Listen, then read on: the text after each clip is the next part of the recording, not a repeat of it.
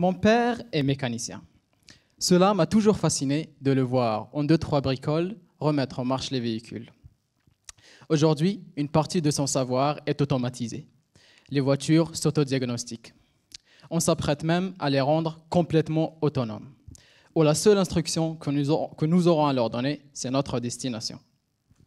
Il se peut qu'on soit la dernière génération où l'on sache conduire. Enfin, pour certains, les derniers à posséder un permis. Il faut savoir qu'une voiture, c'est un objet connecté, comme notre téléphone. Donc, il peut être cible d'attaque ou de virus. Et si, dans notre contexte de cybersécurité aujourd'hui, les objets connectés, on les porte sur nous, demain, c'est nous qui vont être portés par ces objets. Et les attaques peuvent nous nuire et nuire à notre entourage. Je vous rassure, c'est là où intervient ma thèse. Comment faire apprendre à une voiture à s'autodéfendre? Une voiture possède plusieurs objets, ordinateurs, électroniques et aussi des capteurs qui vont lui permettre de visualiser, analyser et prendre des décisions.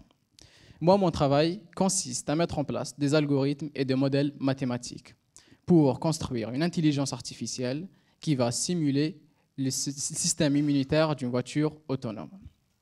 Comme notre système immunitaire, son rôle est de défendre son organisme contre toute tentative d'intrusion malveillante.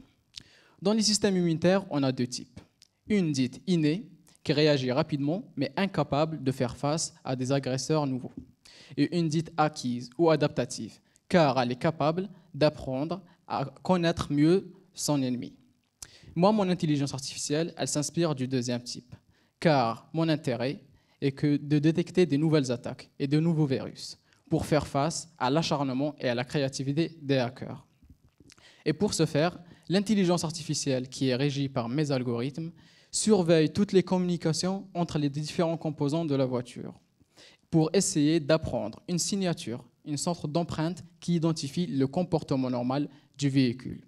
Et si à un moment, l'état du système de la voiture est conforme à la signature, donc toute décision qui va être prise est légitime.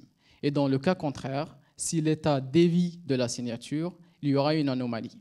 Et là, l'intelligence artificielle va déclencher des systèmes de sécurité pour empêcher toute tentative d'intrusion. La technologie a toujours apporté confort et sécurité à l'être humain, faisant en sorte que l'intelligence artificielle nous protège de la bêtise humaine. Et si un jour mon père est dans une voiture autonome et ça capote, il n'aurait pas à ouvrir le capot. Merci.